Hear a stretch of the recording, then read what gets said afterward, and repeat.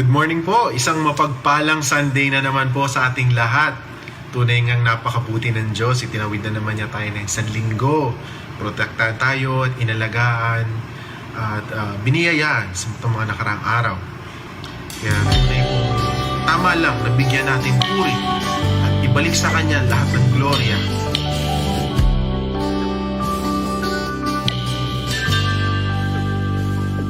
Si Yahweh ang tanging Diyos, may gawa ng lahat ng mabuti. Ang lahat ng nilikha mo'y sumasamba sa iyo. Ang aming bayay pinupuri ka, itinataas, dinadakila. Ang aming puso ay isang umaawit sa iyo. Mapalad ang bayan na iyong ibinuhod, mapalad ang bansang sa'yo lamang sumusunod. Maghari at manan sa aming pagpupuri, ikaw lang, O Diyos.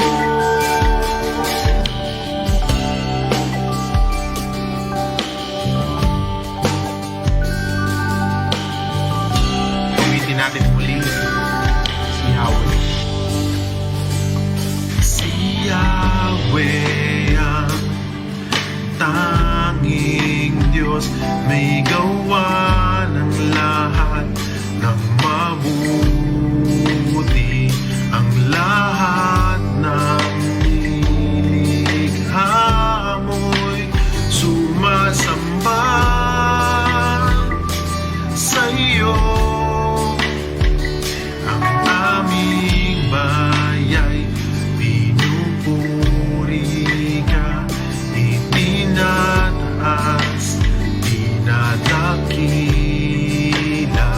Ang aming puso ay isang umaawit sa iyo. Mapalad ang bayan na iyong ibinukod, mapalad ang bansang sa'yo lamang sumusunod. Maghari ka at manan sa aming pagpupuri, ikaw lang, O Diyos.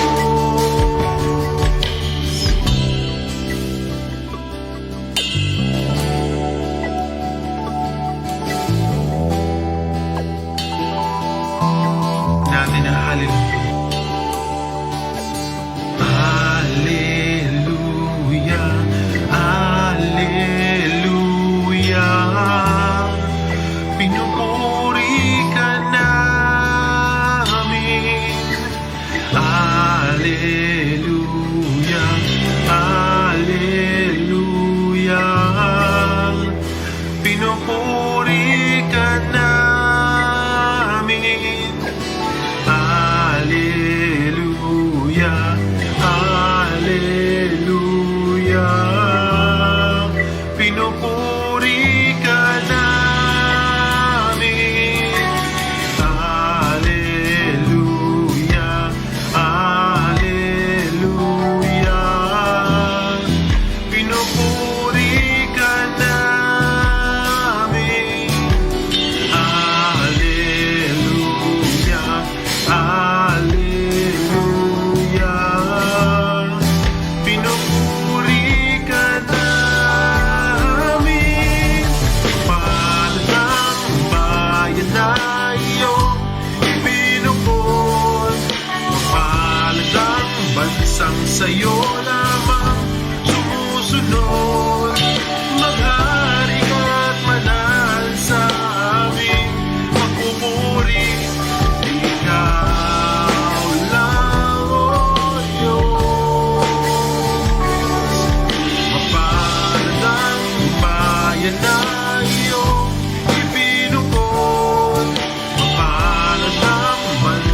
sa'yo lamang sumusunod. Maghari ka at manahan sa aming pagpupuri. Ikaw lang, O Diyos. Ikaw lang, O Diyos. Ikaw lang, O Diyos. Amen. Praise God. Patuloy natin purihin ang Panginoon sa kanyang kabutihan. Tunay na wala siyang katulad. Nag-iisa lang ang ating Panginoon.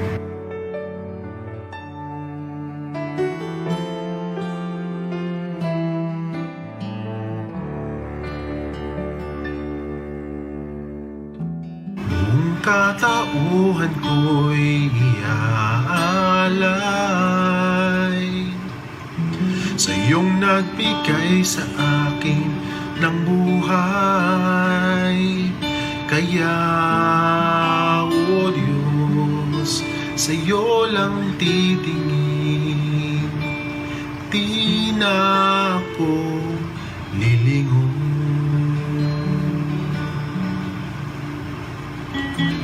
Ang aking nakaraan ay nasa iyong paa, hindi na kailanman babalikan.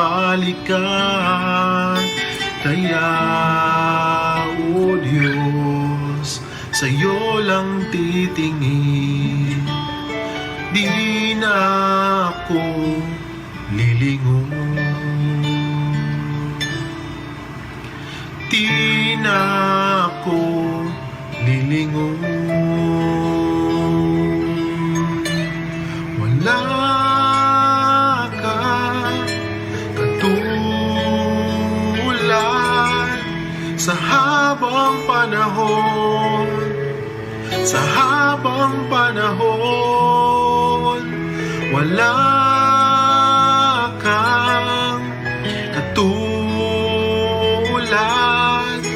Noon, bukas, ngayon. Noon, bukas, ngayon. Dahil ika'y tapat, ang bukas ay aking mahaharap.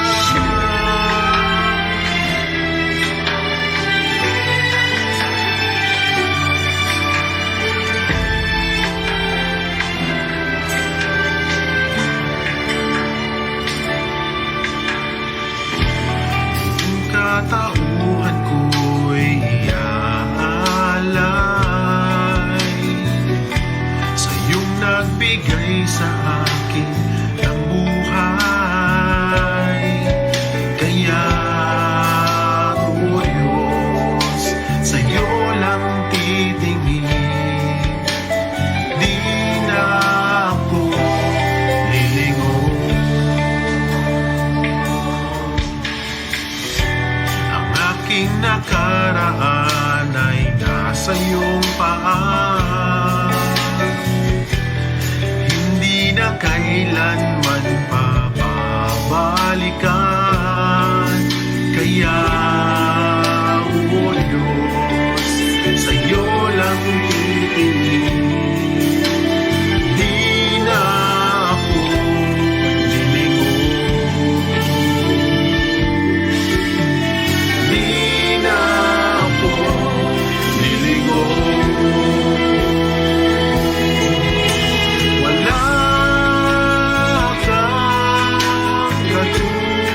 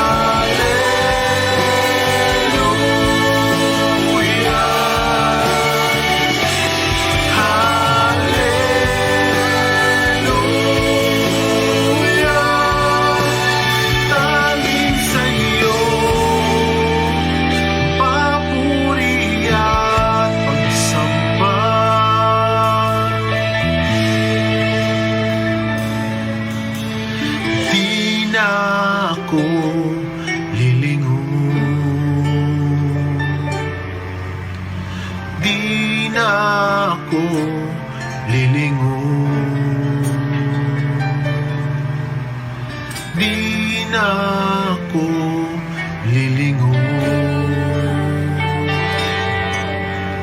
Di na ako lilingon. Wala kang katulad sa habang panahon, sa habang panahon. Wala kang katulad. Noon, bukas, ngayon. Noon, bukas, ngayon. Wala kang katulad sa habang panahon, sa habang panahon. Wala kang katulad. Noon, bukas, ngayon. Noon, bukas, ngayon. Dahil ika'y tapat, ang bukas ay aking mahal. Dahil ika'y tapat, ang bukas ay aking mahal. Dahil ika'y tapat, ang bukas ay aking mahal.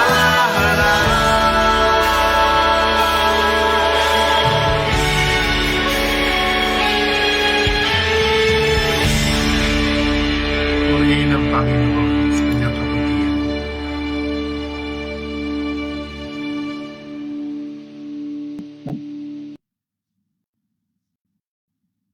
Tayo po ay manalangin. Panginoon, maraming salamat po. Dahil kayo po ang Diyos na amin pong nilalapitan sa araw-araw. Salamat, Panginoon, dahil tunay nga kayo ay tapat mula noon hanggang ngayon at hanggang sa hinaharap po namin, Panginoon.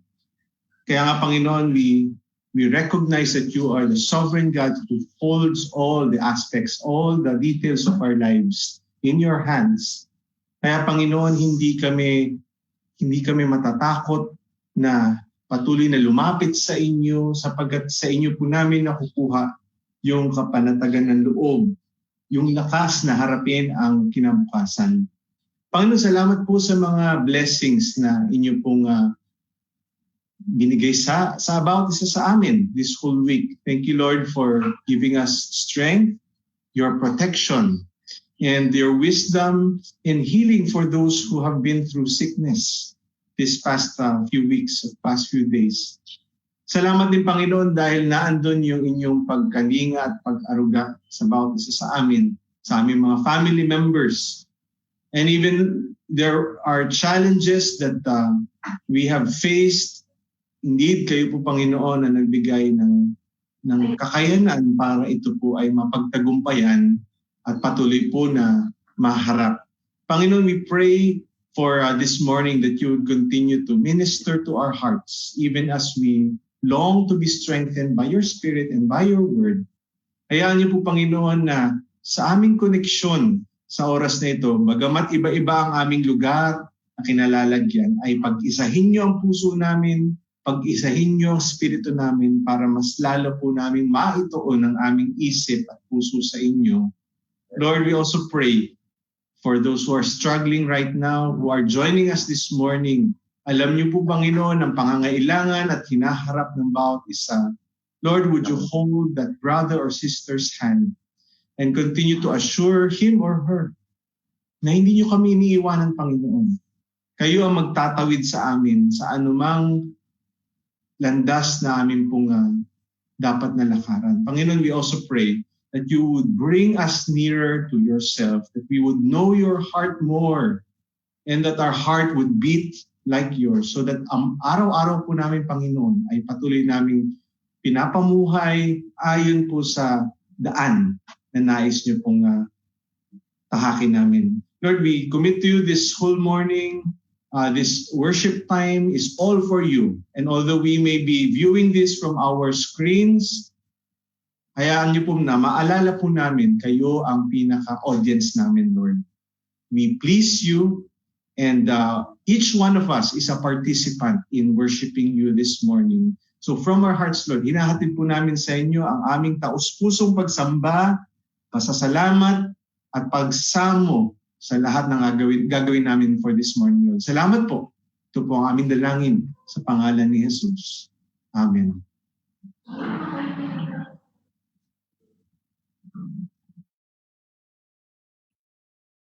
And amen. Thank you so much, Pastor BJ, for that beautiful prayer.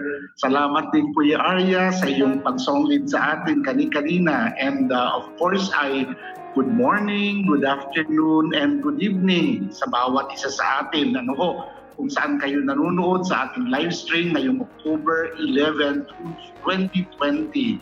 Whatever you're doing, wherever you are, thank you for joining us in worshiping the Lord this morning. Alam po nyo no matter how comfortable you are, prepare your hearts to honor and glorify our God and Father. Alam po ninyo, 2 weeks ago, meron kami mga dinalaw na family after the worship service, and we were surprised nakabihis sila. So we thought they were going to go somewhere, and we asked them, are you going to leave? Are you going to go somewhere? Kasi we visited them. Sabi nila, hindi po. Katatapos lang ng worship service. Of course, worship service natin ng live stream.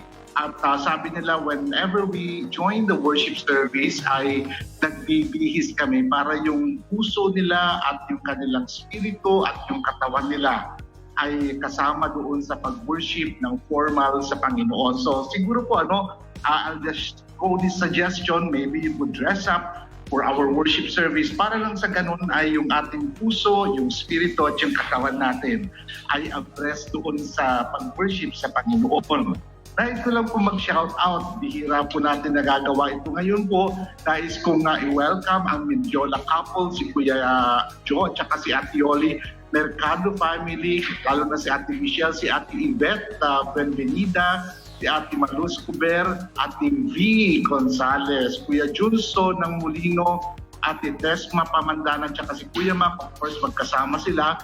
Yung Chudoro family ng further down ng Cavite, si Ate Ann Tayong, and of course si Ate Teacher Rohan, na siya po yung mag-scripture reading mamaya. Si Ate SP Batuto, si Dr. Sharon Peñarubia kasama ang kanyang family na si Ate Malu at saka si Ate Ana Ubalde. Mamaya po babatiin natin yung iba. Bihira po natin kasi nagagawa ito. Meron din po tayong ilang mga announcements, and of course ICBC is always online every 10 o'clock in the morning ng Sunday at saka 8 o'clock Wednesday midweek worship po natin yon. We are blessed to have our worship service even on Wednesdays because we want to encourage you. We want to lift you up and we want to feed you with the Word of God. And of course, hindi lang po yung mga worship services natin, we also have our cell groups. Yung pong cell groups natin ay discussion about the message that we had the Sunday after. Meron pong gender, meron pong age group. Alam po nyo yung gender ay hindi natin non-negotiable yan. Lalaki, babae, para at least they could talk properly. At yung age po ay variable yan. Meron po kasi mga younger dad and younger moms na gusto nila makasama yung mga older ones because they want to be encouraged, they want to learn from them, and that is what the Bible is teaching. Our older women should teach the younger women to love their husbands and to take care of their family. And of course, yung availability rin. Yung iba ay gusto nila yung age group na gano'n, pero kung hindi sila available, we will look for an available time for you to join. In fact, yung grupo namin ng mga dads, yung mga adult dads, meron kami nakasama ulit doon na younger dad, na in-invite siya ng isang younger dad na kasama namin. And so we want to encourage you. If you're not a part of a cell group, maybe you would want to consider that. We have different schedules during the week and you may communicate with us so that we would be able to channel you to them. In fact, sa mga mothers ay marami po kami mga na-channel na sa kanila, people who are wanting to grow, people who are wanting to develop yung kanilang relationship, deeper relationship with the Lord. Kasama po dito yung online din pa rin natin ay yung counseling natin, hindi po nawawala yun. Yung prayers natin, alam po niyo dahil kami po ay medyo malapit na dito sa South, ay some people have visited us for us to pray for them. Just for that. And of course, other church matters, they are very much welcome and could be arranged. Meron pong iba talagang hindi po pwede. I went yesterday to a swimming pool hoping that we would be able to have baptism pero naka-seal off po yung swimming pool at talagang hindi po pwede. Hahanap na lang kami ng drum para doon kami magbabaptize siguro. And of course, kasama pa rin po mga kapatid yung ating pagbibigay sa Panginoon. Yung Las Piñas Church, meron po tayong BPI at saka China Bank. You could do that online, and GCash po na nagiging madali po. Sa Molino Camp naman po, meron po tayong GCash at saka Paymaya at saka China Bank. So kung kayo po ay nais magbigay ng inyong offering doon, you could either text us just to inform us, pero you could deposit it online or you could cash it in sa GCash and Paymaya. Nakikita po natin sa taas natin yung marquee, yung mga information na yon. Ano po? At balik po ako doon sa shout-out natin bago ko po ibigay yung ating mga birthday celebrators. We would like to welcome ang Bidamo Clan and we praise God doon sa mga answered prayers sa inyong family. Si Ate Ben Acol, doon po dito sa may boundary siya ng Las Piñas at saka Cavite. Si Ate Evelyn Aguot, dito po sa Las Piñas. Teacher Bianca Bonifacio, Ate Beth Gawaran, nakatatapos na yung kanyang birthday.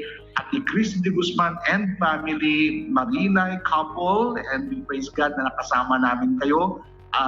Yung ating mga frontliners na nasa police force, and of course the Peñarubias at saka si Ate Cecil Yanga.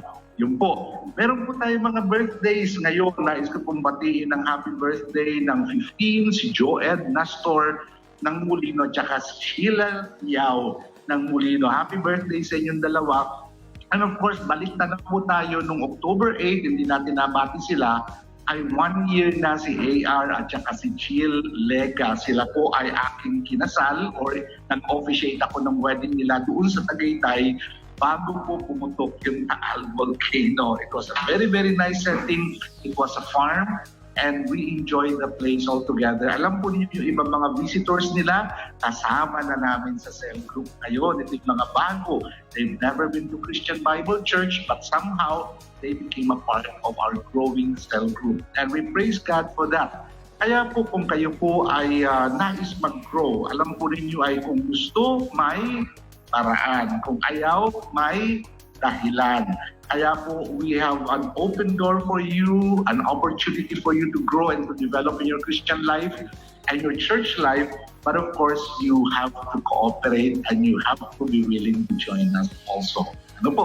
So ngayon po umagang ito ay ituloy po natin ang pagsamba natin sa Panginoon. Before we hear the message from Pastor BJ, pakinggan po natin ang ating scripture reading mula sa mga teachers natin. Ito pong month na ito ay puros mga teachers po ang scripture reading. Pakinggan po natin si Teacher Roan Abiharon for our scripture reading.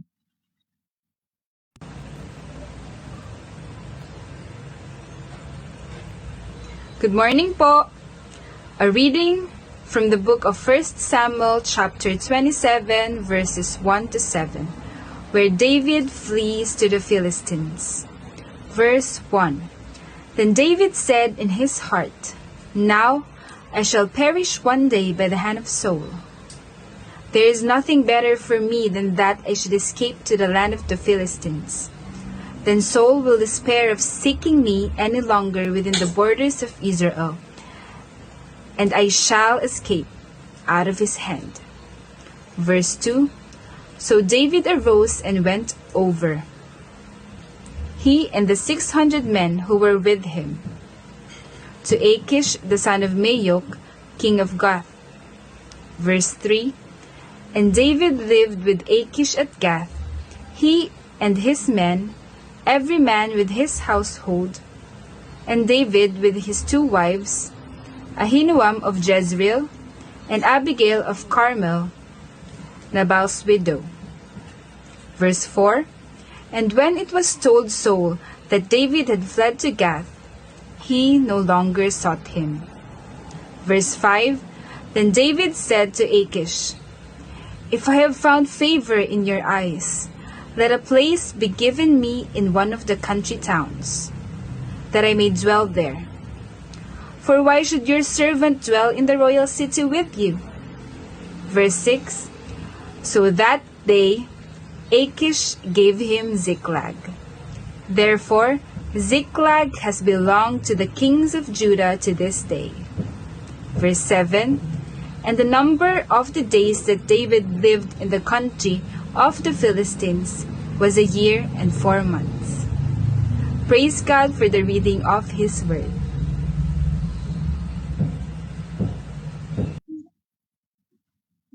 Thank you, Teacher Rohan, sa pagbasa, sa pag-lead us sa pagbabasa ng salita ng Panginoon. Well, good morning sa bawat isa sa atin. Kumusta po kayo this week? Salamat po nga pala sa mga nagbumati this Friday. Sa ilan po sa atin ngayon ay yung first week din ng klase ng mga anak natin. O marahil kung teacher ka, ngayon din po nagsimula yung online classes. So, kumusta naman po? Pati po sa mga nag-homeschool at maging sa mga nagsimula ng klase nung August pa. Kumusta po ang mga klase ninyo? Alam niyo po ba nung Monday, nag-celebrate po tayo ng Teacher's Day. And we honor continuously our teachers both sa school, sa homeschooling, or marahil pati sa schooling in God's Word and in faith and in life.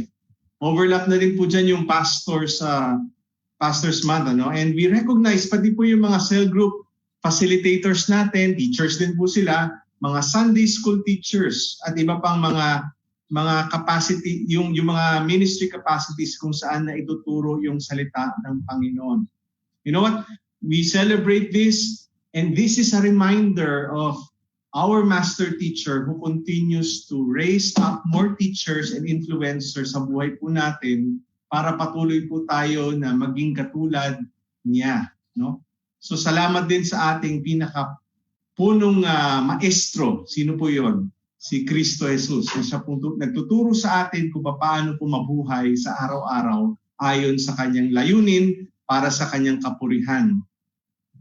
Well, let me ask you this morning, kapag may pinopost po kayo sa inyong Facebook profile pic or may status update kayo sa social media, ano po ang kadalasang naiisip ng mga tao? Well, hindi natin alam, pero kung kayo po ang nakatingin sa status update or picture ng isang nag-post sa Facebook, sometimes we tend to judge the person based on that snapshot. And we see that one phase of their life as a generalization kung ano po yung pinakabuhay nila, kung anong klaseng tao sila.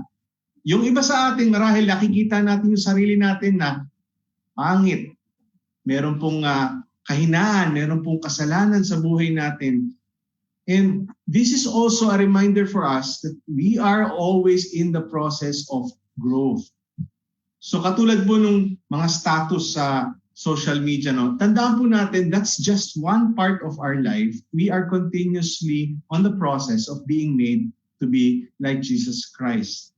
So wherever you are right now, whatever you are experiencing, ang panalangin ko po is that you would realize that your status is temporary. But who you are in God and in Christ Jesus, yun po yung eternal. So you are not stuck where you are. And for the past 7 months ng buhay po natin, God has been doing countless things in our lives, even in the background. Yun yung naranasan ni David, during a long period of wait in his life. last time we talked, we saw the beginning of his story in the Bible. Sa 1 Samuel chapter 16. Ano po yung naging profile ni David? Well, he was a shepherd boy. Chapter 16 of 1 Samuel 1-13, we saw him na nangangalaga po siya ng mga tupa, pangwalo siya sa kanila magkakapatid, at kaya naman hindi inakala ng kanyang tatay at maging ni Samuel na propeta na siya po yung i-anoint na susunod na hari ng Israel. So from being a shepherd, he was anointed as the next king, but he had to wait because King Saul was still alive. And since Saul knew that the kingdom would be taken away from him, he was not the person, si Saul, he was not the person that he used to be. Ang nangyari kay Saul, he was distressed in spirit. And alam niyo po kung sino po si David, ano pong role ni David sa buhay ni Saul during that time. David became a musician who calmed him when he played the lyre or the harp sa presence po ni Saul. So he became a musician also. And of course, we know that David, in chapter 17 of 1 Samuel, he came to volunteer to fight against Goliath. From a shepherd boy to an anointed next king of Israel, he became a musician and then he became a giant slayer. Alam niyo po kung bakit siya nag-volunteer? Kasi lahat ng mga sundalo sa Israel ayaw pong makipaglaban kay Goliath. Naduwag po sila. But he was brave to depend upon the Lord, and he was able to kill Goliath with one stone from his sling. And that was because of the strength that God had given him. And so David became part of Saul's elite force. Pagkatapos po nito, 1 Samuel chapter 18, hindi natin binasa ito pero we are glancing on these chapters. David became best of friends with yung anak ni Saul na si Jonathan. And si David, he also married Saul's daughter na si Michal. He was able to win many battles as a captain and then as a general. Pero ito po, soon enough, people grew to love David. No? He became loved. And then in chapter 19, unti-unti, naging jealous, nagselos na si Saul sa kanya kasi kinakanta ng mga tao, Saul has killed his thousands and David killed tens of thousands. Kaya naman po, nagkaroon ng punto na gustong patayin ni Saul, ni Haring Saul, si David na kanyang son-in-law at kaibigan matalik ng kanyang anak. Because of his jealousy, he was attempted to be killed by Saul. So he grew from being loved by many people to being wanted as a fugitive from King Saul himself. Kaya naging laging on the run. No? On the run ang buhay ni David. Kaya nga po, ngayong umaga, ang mensahe po natin ay entitled, In the Presence of My Enemies. At yung po binasa nating passage kanina ay jumping board nung phase ng buhay ni David na ito, na siya po ay malayo sa Israel, malayo sa physically. He was an exile from Israel, from Judah. He was in the presence of the enemy territory. Kasi he kept distance from Saul. So he lived a long time going around Israel, winning friends, of course, but also gaining enemies. Ang isang heartbreaking nga, ay yung malaman mo na yung hari mo, yung father-in-law mo mismo, siya pang kaaway mo. Gusto kong tanungin kayo, no? Ano po ang feeling ninyo kapag lagi niyong kasama yung taong tinuturing kang kaaway? Mahirap, di ba? If someone that you are trying to relate to does not see you as a friend, does not see you as a person that he can work with, ang tingin sa'yo ay competitor sa trabaho o competitor sa school, or were someone who opposes you, who is aggressive towards you, may galit sa iyo, may masamang pakikitungo sa iyo. Have you ever had an uncomfortable situation with someone like that? Well, David at one point wrote about this in his psalm. He wrote about how God was faithful even during the years that he had to endure living on the go. Sabi niya po sa Psalm 23 verse 5, yung first part po ng verse na yun, sabi niya, no, you prepare a table before me in the presence of my enemies. In the presence of my enemies. And this is a picture of peace. Na kahit sa gitna ng marami mga kaaway na nakapaligid sa kanya, naranasan pa rin ni David ang presensya ng Panginoon, ang kapayapaan na makasama ang Panginoon sa gitna ng mga nakakagulong mga sitwasyon. Well, the poetry of this psalm shows the big picture. Pero may pinagdaanan ito bago na isulat ito ni David. So, experiencing God's peace in the middle of a tense situation is something that you learn over time. And in the passage that we read, we find that si David was near giving up. Hindi natin makikita kung gaano katagal ang panahon na ito na siya po ay nagpaikot-ikot simula nung inanoint siya ni Samuel, no, as next king at naging loved siya at naging wanted naman siya ni King Saul. We don't know how much time that transpired, but we can see that it took years and years of running away from Saul before he became king of Israel. So at the edge of his strength, all his options were running out. Kaya ito sinabi kanina sa binasa natin. Then David said in his heart, now I shall perish one day by the hand of Saul. There is nothing better for me than I should escape to the land of the Philistines. Then Saul will despair of seeking me any longer within the borders of Israel, and I shall escape out of his hand. Now, this is not the David that we read in the Psalms yet. No? Hindi pa ito yung David na seasoned sa kanyang paglakad sa Panginoon. You see here a younger David, no? Mas batang David who was in the in-betweens of knowing God's plan in his life and seeing it fulfilled. Nandun siya sa in-between. Alam niya, itong pangako ng Panginoon sa kanya, siya ang susunod na magiging hari, pero nasan siya ngayon? Nasa waiting period, nasa in-between. He was continually waiting for that promise. Hindi niya alam kung kailan mangyayari yung pangako ng Panginoon. And may mga pangako ang Panginoon para sa kanya, pero wala pa sa kamay ni David. And you know what the tendency for us also, sa mga present situation natin? We can say, ay mukhang malayo pa yung tatahakin natin bago mangyari yung kalooban ng Panginoon.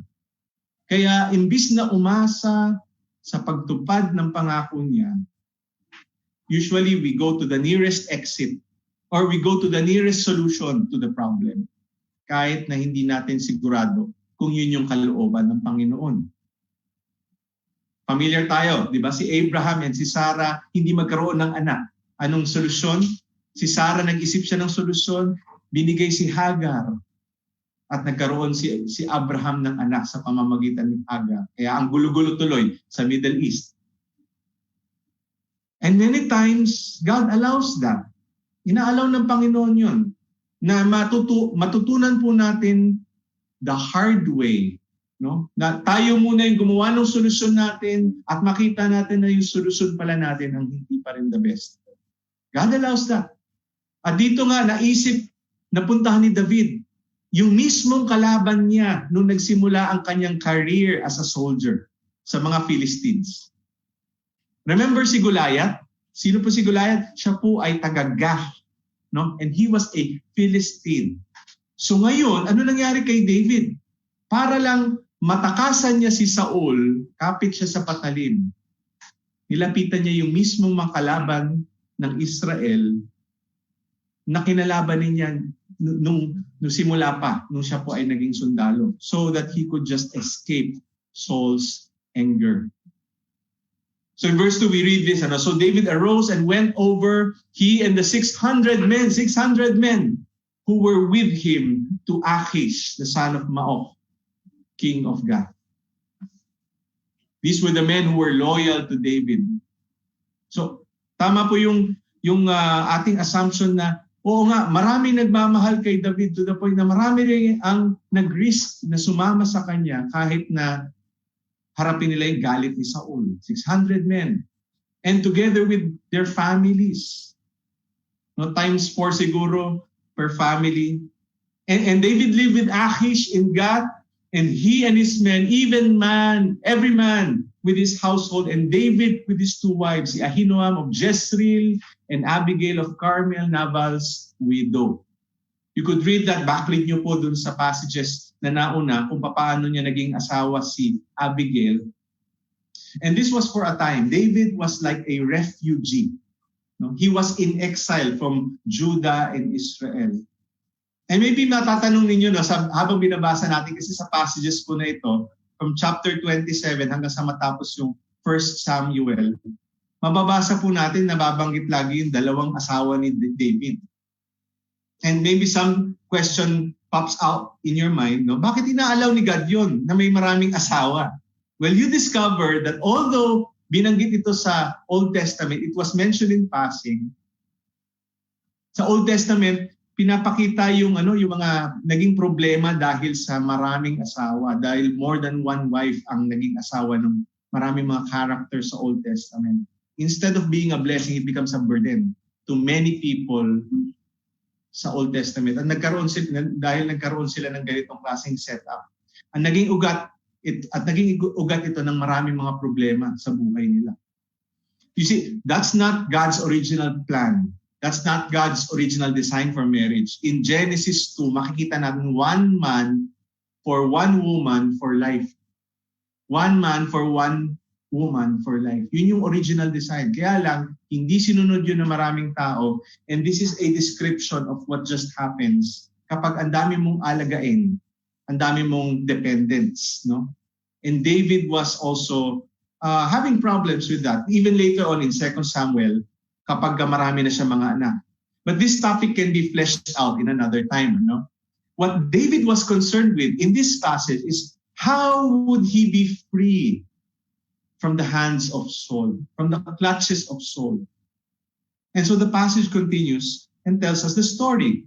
And when it was told, verse 4, and when it was told Saul that David, nalaman ni Saul na si David had fled to Gath, enemy territory ng mga Philistines, he no longer sought him.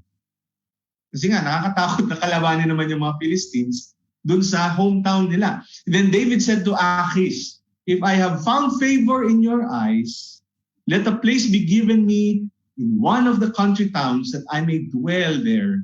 For why should your servant dwell in the royal city with you? So nagkaroon ng diplomasya si David. And so Achish gave him Ziklag, that town named Ziklag. And therefore Ziklag had belonged to the kings of Judah to this day. And this becomes David's station for many years until the time that he becomes king of Israel. Ito po yung kanyang lugar. Nasaan po ang Ziklag? Meron po tayong mapa dito makikita. No? Ziklag is a city beyond the edge of Judah. Ibig sabihin, nasa labas na talaga siya ng Israel at ng Judah. It was located in Philistine territory. You would see that in the area called the Negev, yung papunta na ng Sinai. So maladesyerto na po ito. And this is similar. This is a place that is near to a place that Abraham and Isaac also went to. Nung sila po ay nagkaroon ng famine sa panahon nila, saan po sila pumunta? Doon sa lugar na pangalan ay Gerar, which is just near Ziklag. They went to that place because they thought that was where God would provide for their needs. Kumuha sila ng sariling diskarte, kaya naandun na po sila sa labas ng teritoryo na mismong pinangako ng Panginoon sa kanya. And a lot of times, in the Old Testament, when you go towards Egypt, no? When you go towards the west or southwest, ito po ay picture ng desperation. Wala ka na maisip na puntahan, kaya pupunta ka na lang sa southwest. Iniisip mo, doon ka mabibless ng Panginoon. Wala ka na maisip, wala ka na magawa pa. But here's one lesson that we can learn from this episode in the life of David. Unang-una is this: hard times, it pushes us beyond our limits. Totoo naman po that when we experience trials, suffering, hardships, napupunta po tayo sa limit po natin. Nakikita po natin yung hangganan po ng lakas natin, yung hangganan ng ating dunong sa paglutas ng problema. For many people, that would be a period of desperation. For many people, nakakapagod yun. No? Maraming sleepless nights siguro ang mararanasan ng isang tao when they are pushed beyond their limits. Yung mawalan ka ng trabaho, yung mawalan ka ng pagkakakitaan, yung nagkasakit yung isa o ilang miyembro ng pamilya mo, yung namatayan ka. And you know what? David experienced a long struggle with Saul. There were times that he made decisions out of desperation. Dahil wala na siyang ibang maisip na magawa, ito na lang yung solusyon niya. And some of us had to explore that. Some of us had to explore having income, no, sa pamamagitan ng online business, no? Dahil may limitasyon na sa meetups and face-to-face communication, marami sa atin natutong mag-online business. And that is good. That is good. Many adjusted to communicating with family through electronic means. Katulad po yung sitwasyon po namin, kung hindi nyo po alam, hanggang ngayon, mga 2 beses lang kami nagkita ni na Pastor Frank at ni Ate B. Pero yung mga kapatid ko, hindi ko pa nakikita face-to-face since March. And could you just imagine if you're a person who has physical touch as a love language? Hindi po ba, alam niyo ba pagka nagkikita-kita kami at marami po sa inyo sa CBC when we did face-to-face services, when we greeted you, kulang yung kamay lang eh. Yumayakap po tayo sa isa't isa. Could you just imagine hindi natin magawa yun for 7 months? So kulang na kulang sa yakap, kulang na kulang sa tapik sa balikat, and we adjusted to that. Marami po sa atin nag-adjust po sa online learning and online teaching. Many of us had made choices about how life will be for the rest of the year. Pero yung iba sa atin walang choice. And believe me in this, kapag nandoon ka na sa puntong wala kang choice, kundi ito na lang talaga, para bang nafa-funnel lahat ng choice, iisang choice na lang pwede mong gawin. At yung choice pa na ayaw mong gawin. It may even tempt us to quit trusting in God. And I hope you realize this, para ma-identify natin. Kasi pag hindi po natin pinag-usapan yung temptation ng pagkawala ng tiwala sa Panginoon, baka we would just assume everything will be okay. No? Everything should be okay. Pero alam niyo po, ito po yung isang pumapasok sa isip ng marami sa atin for the past 7 months. Tumigil na kaya ako sa pagtiwala sa Panginoon? That's a temptation. But you know what? This is also a challenge. No? It is also an invitation. Hard times are also an invitation for us to long for God to come into our picture and to make something better out of this situation.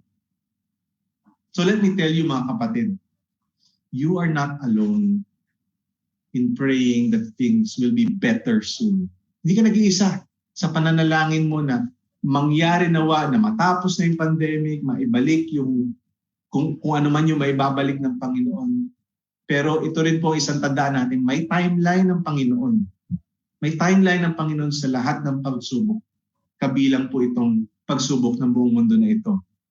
And one thing that we learn in the passage is that God permits hardship for us to find our strength in Him.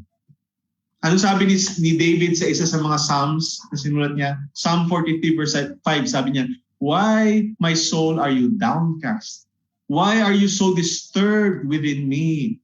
Put your hope in God, for I will yet praise Him, my Savior and my God." Yung last sentence, ito po siguro pwede i-paraphrase, mangyayari pa, may mangyayari pa pagkatapos ito. At sa panahon na yun, pupurihin ko ang Panginoon. Hindi pa tapos ang laban. Hindi pa ito yung dead end. I will yet praise Him who is my Savior and my God. These are not just statements that are passing statements. These are statements of confidence in who God is. Dahil alam ni David, nalaman niya na nung sinulat niya po ito kung sino nga ba ang Panginoon. And so kapatid, no pain is wasted. Every pain, every sorrow that we experience, every heartache is an invitation to trust God more, to trust God more. David was still developing sa kanyang faith sa Panginoon. And even in the complicated life that he had, God was drawing him nearer to himself. Some other Psalms would attest to that. Isa pang Psalm na mababasa natin, Psalm 73, 25 to 26. Hindi na natin binasa yung buong Psalm, but some lines in those Psalms. And we're familiar with this. Kinakanta natin to. Sabi doon, whom have I in heaven but you? There is nothing that the earth can give that I desire besides you. My flesh, my heart, they may fail, but God is the strength of my heart and my portion forever. He is the strength, even right now. So this lockdown period, alam niyo po, naging instrumental po ito na natulungan kami ni Beng to realize what was non-negotiable in our life and ministry. Well, we have been serving the Lord for more than 15 years now, and this lockdown period had led us to seek God's guidance. Can we serve the Lord the way that we used to? Ngayon na naka-lockdown tayo. Finanel ng Panginoon yan. Inunti-unti ng Panginoon. For the first 3 months of the lockdown, we wanted to serve the Lord continually. But we were also afraid of the risk that we would have to face. So from March to May, we were praying, Lord, ano bang direksyon ninyo? Hindi kami makalabas. No? Literally, hindi kami makalabas. We had no choice. And God had gradually confirmed His plan. Make it short, Nasi-share ko na naman po in trickles in the past months. Nagpaalam po ako sa dati ko pong ministry, sa PBS. And we started application to the ministry where we are living right now. We have been living here for 4 years now or 3 years now dito po sa IGSL, no? And we sent our application last June, but we waited again. And this time, ang hinihintay po natin was confirmation from the organization, and finally matapos ang proseso during the last days of September. Opo, last days of nung September lang we were officially accepted. Kami ni Beng as missionary faculty dito po sa school kung saan kami nakatira rin. So God had taught us a greater trust in Him kahit na ang haba ng timeline. Haba ng hinintay. For the months and years that are to come, I think that will continue to go on. That we will continue to be challenged to greater trust in the Lord. Yun po yung sa amin, I pray that you also will continue to trust the Lord whatever you may face, whether good or bad. You know what? Si God na mismo ang greatest reward natin. Siya na mismo yung blessing natin, yung presensya niya sa buhay natin. Well, David experienced being pushed to the limits by his situation. At marahil pwede nating katakutan yun eh. Marahil pwede tayong mag-alala dahil iniisip natin, mangyayari pa ba yung pangako ng Panginoon? Pero dapat lalo tayo magtiwala sa Panginoon. Dahil kung kailan siya tahimik, kadalasan, dun siya may ginagawa. Behind the scenes. Yung mga bagay na hindi natin kayang gawin, siya ang gumagawa behind the scenes. We don't know how many years David waited, but we find out that it was a long wait. And the number of days, dito po sa, at least here in Ziklag, this was the length of his stay in this town. Verse 7, it says this, and the number of days that David lived in the country of the Philistines was 1 year and 4 months. 1 year and 4 months. Sabihin mo, kumpara natin yan sa hinihintay ni Noah tulad ng binahagi ni Kuya Egay ng Wednesday. Mahaba-haba yung hinintay ni Noah. Di ba? Well, tayo nga, 7 months pa lang ang hinihintay. About isa sa atin. Although many have transitioned already to work outside, still naghihintay tayo sa mas stable na sitwasyon. But remember, in the period of waiting, God is continually working. Let me ask you, What hard time are you facing today? Maliban sa pandemic mo na ito. Sa pamilya mo, sa trabaho mo, sa pag-aaral mo, anong kinaharap mong hardship?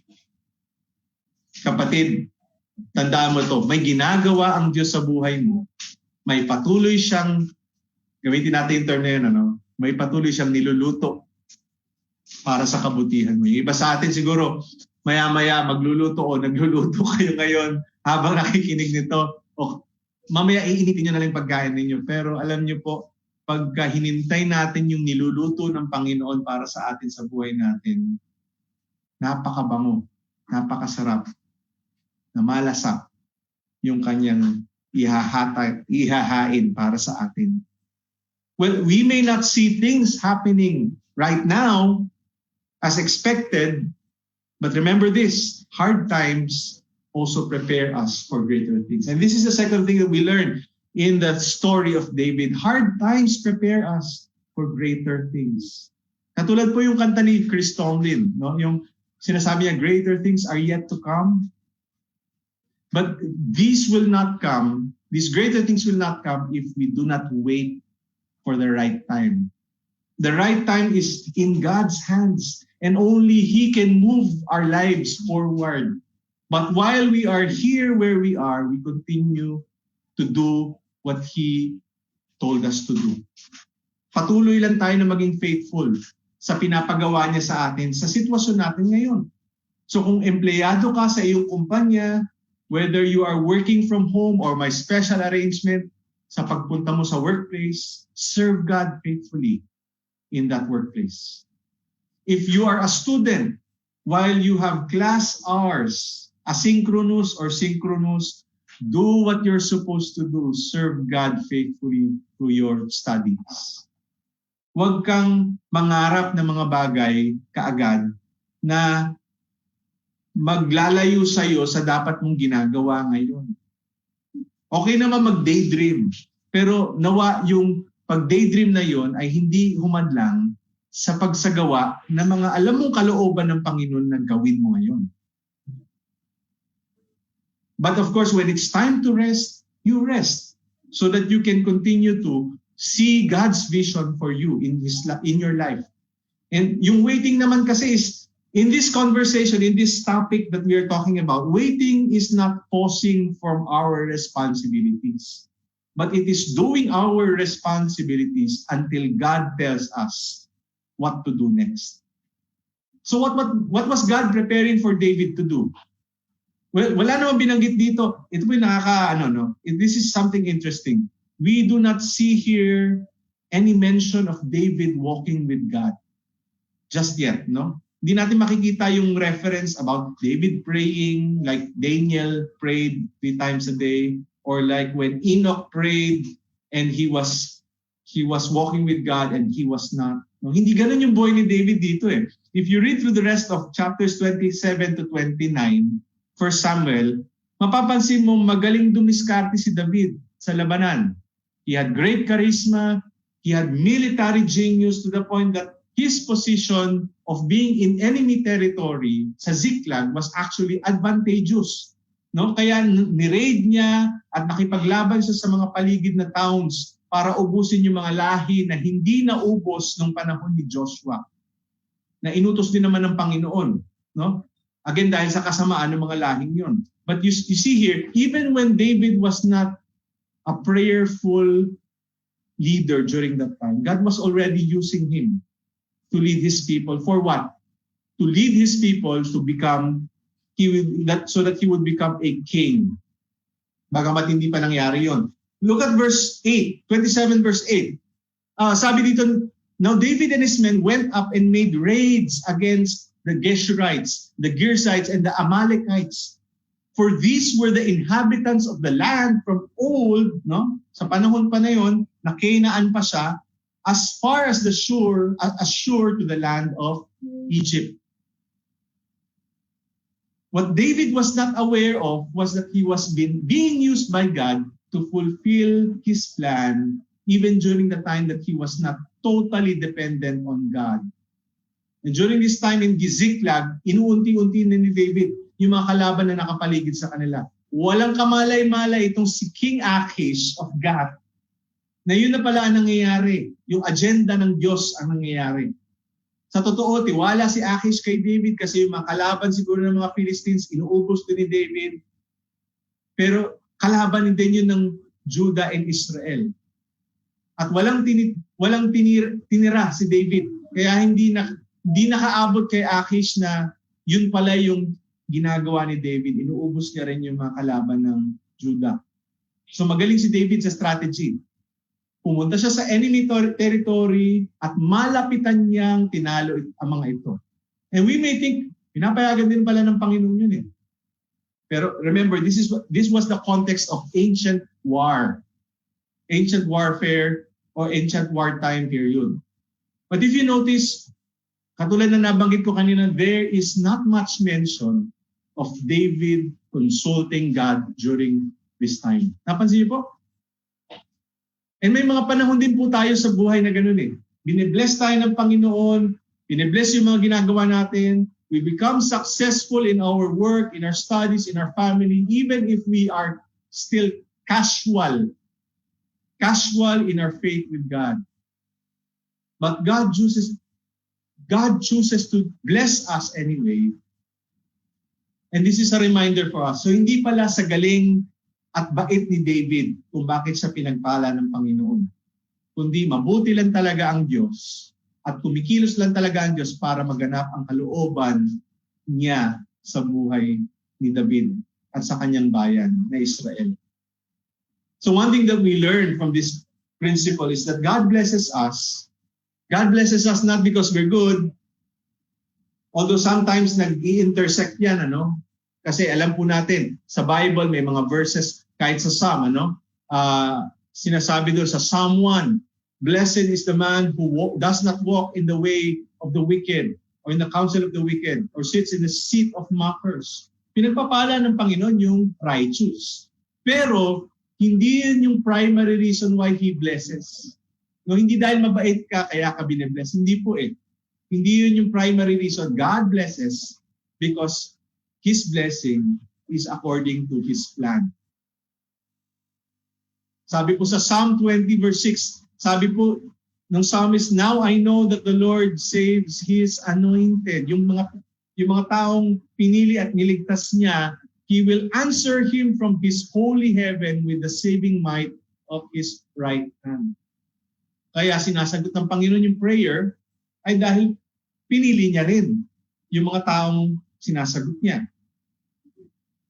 Psalm 37 verse 23 to 24 says, the steps of a man are established by the Lord when he delights in his way.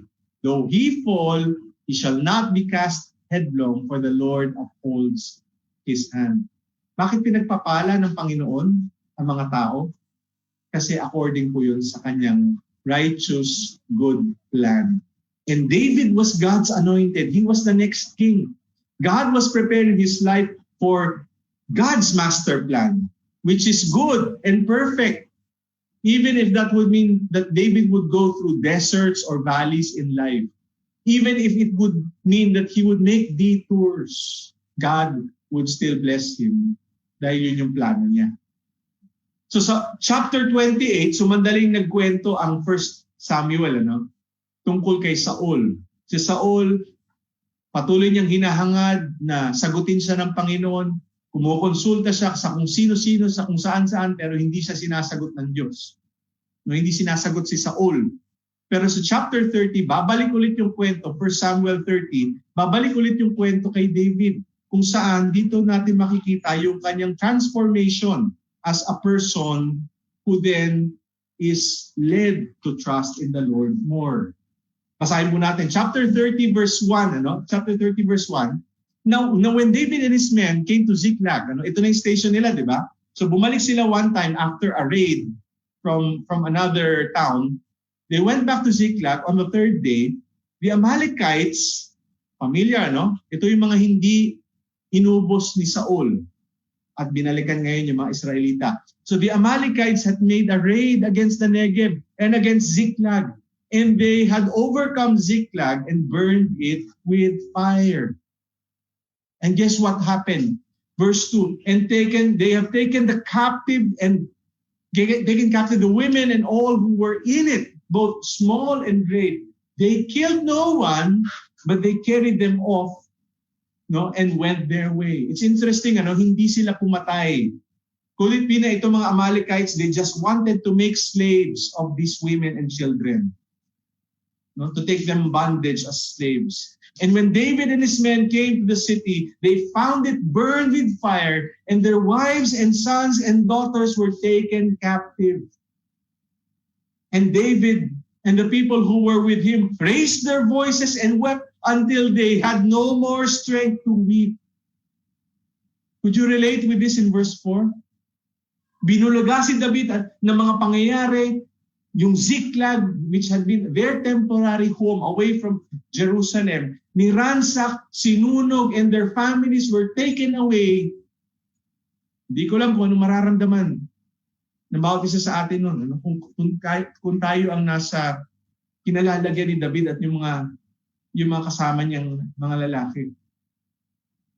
Pero grabe siguro yung pagkabalisa nila, yung pag-aalala. Ako nga, pagka lumipas ang isang araw, higit sa isang araw na hindi ko kasama yung family ko, hindi ko alam kung ano nangyari sa kanila, walang communication for more than a day, kakaiba yung feeling, di ba? Mag-aalala ka talaga. Lalo pa ito, it's times 600 na pamilya ang dinakip ng mga Amalekites. So you can sense the heartbreak and the great worry, the great sorrow that these people, along with David, experienced. Binanggit nga ulit dito, verse 3, chapter 30, verse 5, David's two wives had also been taken captive, si Ahinoam and si Abigail. And verse 6, and David was greatly distressed, for the people spoke of stoning him because of all the people. They were bitter in soul, each of his sons and daughters. Each for his sons and daughters. But David, bago tayo pumunta sa last line, kasi nga command authority ito ni David. He was the leader of these 600 men. And somehow nag-lack siguro ang kanyang galing sa strategy, yung kanyang leadership, at napabayaan niya ng walang nagbabantay dun sa Ziklag, dun sa kanilang istasyon. And you're talking of men who just came from battle only to come home with their families taken away. Malaking nightmare yun. Similar din po ito dun sa time na gusto na rin batawin ng mga Israelites si Moses during the time of the wilderness period. But note, this is where David begins to recognize his helplessness without the Lord. Ano sabi ng last line? Verse 6, sabi dito, but David strengthened himself in the Lord his God. Yung pagiging magaling na leader niya, baliwala dahil sa pagdakip ng mga pamilya nila, ng bawat isa sa kanila. And in that desperation, he turns to the Lord. He turns to God. How about you, kapatid? Sabi nga, kapag ka merong mga problema, anong gagawin mo? Anong una mong gagawin? If life throws you troubles, what will you do? Where would you go? Where should you go? Well, you should throw these troubles at the feet of our Lord. Cast your burdens to Him, because it is in Him that you can find real strength. And through this, He opens the opportunity for you and me to see His plan unfold in our lives. Meron pang ilan sa mga kasabihan na naririnig natin this past few months. If life throws you lemons, make lemonade juice. If life throws you bananas, make banana cake. But you know what? God can make an opportunity out of your troubles, out of our troubles. Kaya number 3, na makikita natin sa passage na ito, hard times is actually good because it breaks us towards God. It breaks us towards God. And that is actually good. Diba, when you are strong and successful, we often lose sight of God. We think it was through our talent, through our doing, through our skill, kung bakit tayo naging successful. Totoo naman po, no? Na meron pong percentage, no? To some extent, that is true. God gives us wisdom, ability to create something so that we would be successful. No? Yung nagkaroon ka ng magandang trabaho, ng magandang kabuhayan, magandang estado sa buhay, no? It's because God gave you wisdom and ability to do that. Yung maganda ang grades mo sa school, naging scholar ka, naging honor ka, maganda yung relasyon ng pamilya mo sa isa't isa. But where does it come from? Ultimately, it comes from wisdom and strength that God gave you. So, ibabalik din tayo ng Panginoon sa katotohanan. Siya rin naman ang pinagmumula ng lahat. Lahat ng meron sa mundo, lahat ng meron ka sa buhay mo. Kaya makikita mo sa pagkwento ng 1 and 2 Samuel, yung taong nagmamalaki, binababa ng Diyos. Tignan mo si Saul, King Saul. At yung taong nagpapakumbaba, tinataas ng Panginoon. And that's what we see in the life of David. So often kapag ka-broken ka, kapag wala ka na, kapag desperado ka, we would see the negative side. But this is what comes out. This is a blessing even when God breaks us. Dahil nakakaalala tayo sa Diyos. At sana hindi lang natin inaalala ang Diyos. Ang panalangin ko sa buhay mo, kapatid, kaibigan, sa buhay mo, ipasailalim mo sa Diyos, sa kanyang kalooban, ang gusto niya, yung mangyari sa buhay mo. Ang gusto niya yung mangyari sa buhay mo. So look at what God taught David through this situation. It's a make or break situation. Gusto na siyang batuhin ng mga sumusunod sa kanya. Verse 7, chapter 30, verse 7, David said to Abiathar the priest, the son of Abimelech, bring me the ephod. So Abiathar brought the ephod to David. Yung ephod, sinusuot ito ng mga priest. Kasi dito nakakabit yung Urim and Tumim. This was used to consult God what to do. At yun nga ang ginawa nila. They consulted the Lord. Verse 8, David inquired of the Lord. He asked, shall I pursue after this band of Amalekites? Shall I overtake them? And God, answered him, pursue, for you shall surely overtake and shall surely rescue. Now, we can talk about the Urim and Tumim here, but what's important in this situation is that, are you willing to obey God's instructions? And are you willing to obey God's instructions right away pag nalaman mo na yun ang instruction niya? Yung kalooban ng Panginoon, pag nalaman mo, susundin mo ba kaagad? Di ba yun yung message last Sunday? If you will follow Jesus, follow Him. Hindi yung dami-dami pang dahilan. And so we skip to chapter 30 verse 17. Ito po ginawa na. So David chased after the Amalekites. Tinawid nila ang isang group na mahirap tawirin. And here in verse 17, sabi dito, and David struck them down from twilight until the evening of the next day, and not a man of them escaped except 400 young men who mounted camels and fled. So the Amalekites were chased by David and his men, and you can read the whole passage. Yung description dito katulad ng paghabol ni Liam Neeson sa mga kidnappers ng anak niya sa Taken, sa movie na yon. No? Except that you multiply this by 600 times. No, I will find you and I will kill you, sabi niya siguro sa mga Amalekites. And David recovered all that the Amalekites had taken, verse 18. And David rescued his 2 wives.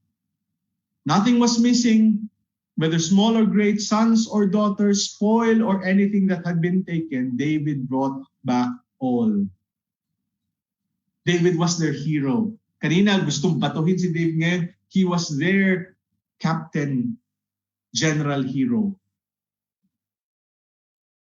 And then when they came back to Ziklag, he sent part of the spoil to his friends, the elders of Judah, na magiging supporters niya rin later on, saying, here is a present for you from the spoil of the enemies of Yahweh, of the Lord. So David, do you realize that David did something that was important before he had this turnabout experience? Because he humbled himself and asked for God to step into the picture. Kumonsulta na siya sa Panginoon. This was the first time that we can read that in David's journeys. He was now used by God to restore what was taken away. He was used by God to rebuild what was destroyed and start anew. And in this episode in the life of David, this became a landmark victory that made the people of Israel love and respect him more bilang isang leader and as their soon-to-be king, the man whom God anointed. And you know, ano po yung susi doon? Ano yung susi doon sa ginawa ni David na yun? Yung paglapit ng puso niya sa Panginoon. From then on, he would be known as the man after God's own heart. And one thing that we also learned here in this episode of David's life is that when God breaks us, he transforms us so that we can bring him glory. We can take a part of Psalm 23 again. Verse 3, sabi dito, no? He restores my soul. Who restores our souls? God. He leads me in paths of righteousness. For whose sake? For his name's sake. Why does he restore us? Because he wants to be glorified in our life. And David was not a perfect person, but he represented God's kind of leadership, God's kind of kingship. Kaya dito po sa Ziklag, this was a moment in his life when he was hard-pressed. He had nowhere else to go, but that's also where he found strength in God. Na-reverse yung sitwasyon. And God can use you and I, even right now, sa panahong ito, in the lives of other people who are broken, waiting for hope in life. Hindi aksidente yung karanasan na meron ka eh. Yung kwento mo, yung nakaraan mo, kung gaano kadilim yan, kung gaano kapangit yung nakaraan mo, kwento po yan ng pagsagip ng Panginoon sa iyo. And yes, even right now, we may still be broken. There may still be broken parts in our life. Katulad ito, maaaring naghihintay po tayo ng trabaho. Maaaring nag-struggle po tayo sa setup ng pag-aaral o setup ng pagtuturo sa panahong ito. O sa setup generally ng buhay ngayon. Hindi ka pwedeng basta-basta lumabas. At ang hirap huminga pagka lumalabas ka. O marahil may iba ka pang pinagdadaanan sa pamilya mo. Marahil may pinagdadaanan ng iyong marriage. You are emotionally wounded. You may be waiting for God's healing, for his provision, for his direction in your life. Remember this, God is making a new thing in your life so that ultimately he can be seen as a faithful, a good, and true God, true to his promise. And God is a king who has done whatever it takes for you to be restored back to him. Alam niyo po, ginawa niya sa pamamagitan ni Kristo Jesus, yung pinakamatinding pagsagip sa katauhan. Jesus died for our sins, your sins and my sins. And he paid that on Calvary through his death. And if you believe in him, follow him in your life, even through your walk through hard times. You may cry, you may feel pain. Yes, hard times may push us to the limits. But hard times also prepare us for something greater. Maybe this is something greater that you will experience, that you would be broken towards God, and that you would experience his strength and his leading in your life once more. And if you are already in Jesus Christ, if you believe in him with your heart, if you follow him with your whole heart, pag nanampalataya ka sa kanya, whatever happens in your life, even if it may be in the presence of enemies, you are already victorious in him. And we are also part of a victorious community, a family of Jesus Christ that are bonded together to journey together with his guidance, with his protection and his strength. Even in the face of any enemy, we can be at peace because of God's presence and working in our lives. Kung ngayon nakikinig ka at marahil wala kang kapayapaan sa buhay mo, baka naman kasi wala pang puwang ang Panginoon sa buhay mo. Would you like to decide right now to open your life to Jesus as King in your life? All it takes is that you believe Him with all your heart, that He will rescue you from sin, from separation from Him, and that you will believe that He is deserving to own every part of your life. He can change your life. Even though hard times come, maaari mo maranasan yung tunay na kapayapaan. Gusto mo ba maranasan yun ngayon? Kung nais mong maranasan yan, samahan mo ako sa panalangin. Buksan mo ang buhay mo para sa Panginoong Jesus. Sabihin mo sa Kanya, Panginoong Jesus, humihingi ako ng tawad dahil nakala ko na kaya kong mamuhay ng hiwalay sa inyo. Inakala ko ng buhay ko ay tungkol sa sarili ko. Pero ngayon naunawaan ko na kailangan ko kayo. Hindi lamang dahil sa mga problema ko, kundi dahil may malaki akong problema at yun ang kasalanan ko na naghihiwalay sa akin sa inyo. Panginoon, humihingi ako ng tawad sa mga kasalanan ko. At ngayong umagang ito, nagtitiwala ako ng lubusan na kayo lamang ang tagapagligtas at kayo ang magbabago ng buhay ko. Kaya tulungan niyo ako, Panginoon, na simula ngayon, ang buhay ko ay pagmamay-ari niyo na at ako po ay tagasunod niyo na. Tulungan niyo ako araw-araw na maranasan po kayo at lumago sa pagtitiwala sa inyo. Ito ang aking panalangin sa pangalan ni Jesus. Amen. Kung nanalangin ka ngayon, ang sinasabi ng salita ng Panginoon, ikaw ay ginagawa na ng Panginoon na anak niya.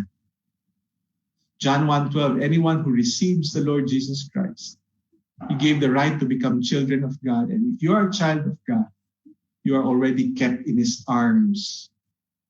You need to grow in your relationship with Him. You need to continue to be bonded with Him. Kaya nga po, importante yung community. That you be part of the community of faith. So join our small groups, join our times of prayer, and join our worship services continually. And I pray that you will continue to also grow in courage, in trusting the Lord Jesus Christ. Katulad po na nangyari kay David, where you are right now is not the last scene that you will see. Patuloy pong kumikilos ang Panginoon. I hope that God would bless you. Would you continue to strengthen yourself in the Lord. God bless you.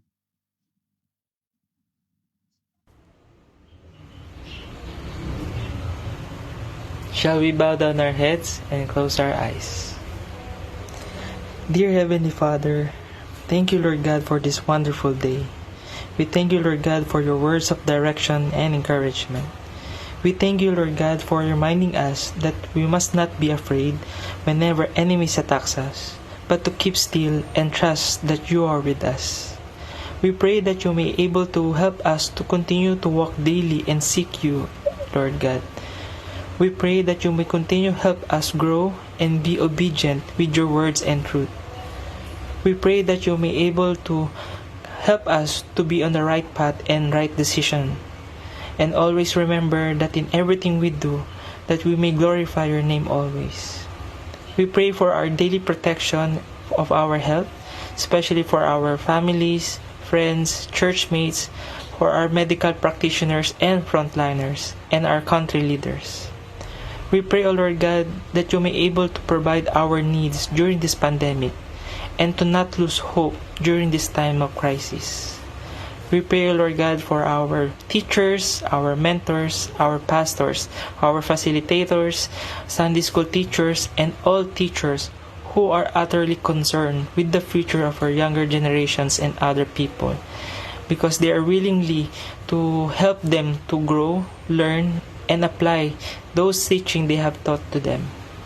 We pray that you may give them strength and wisdom in all their ways. Thank you, Lord God, for this wonderful day. We pray this in Jesus' name, our mighty Lord and Savior. Amen.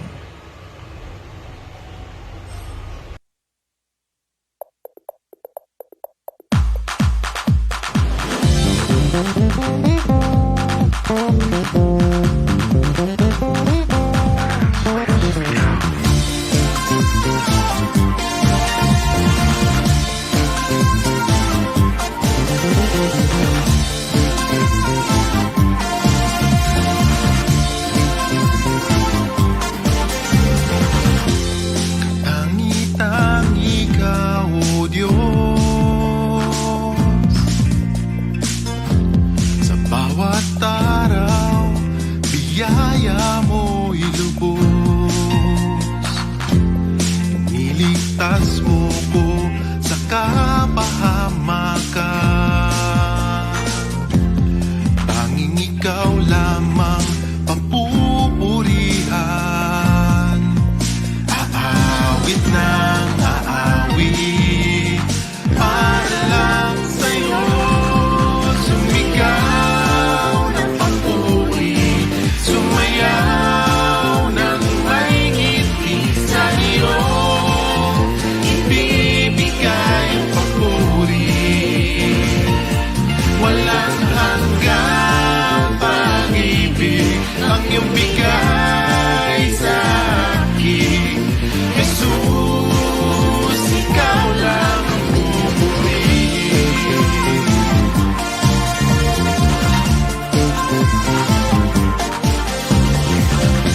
Katangi-tangi ka, O Diyos, sa bawat araw, biyaya mo'y lubos. Iniligtas mo ko sa kapahamakan. Tanging ikaw lamang papupurihan.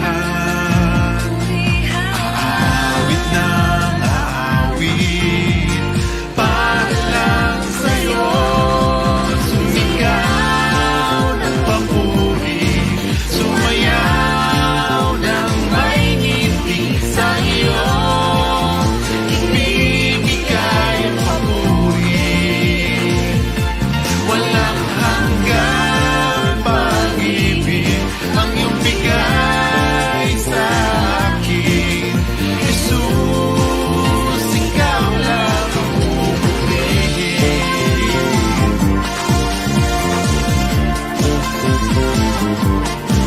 Sumigaw ng papuri, sumayaw ng may ngiti sa iyo. Ibibigay ang papuri, walang hanggang pag-ibig ang iyong bigay sa akin. Jesus, ikaw lang ang pupurihin. Ikaw lang ang pupurihin. Ikaw lang ang pupurihin.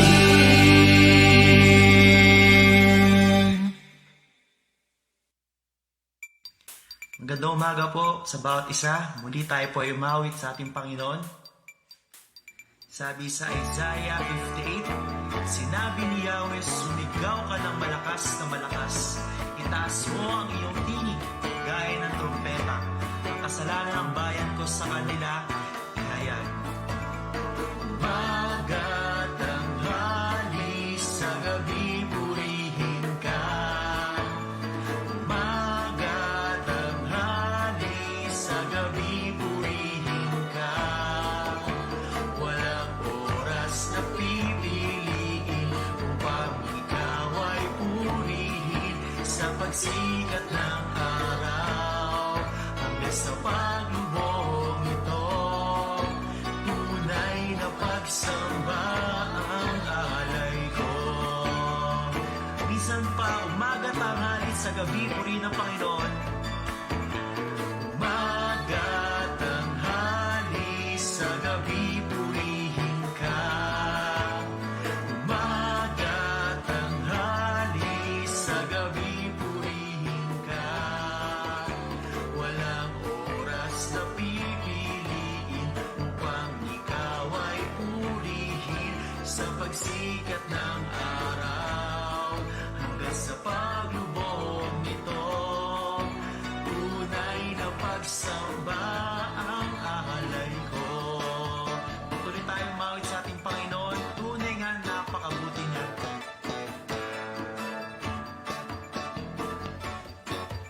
Ating hayag ang kadakilaan niya. Napakabuti ng ating Diyos, di siya nagbabago. Napakabuti ng ating Diyos, di siya nagkukulang.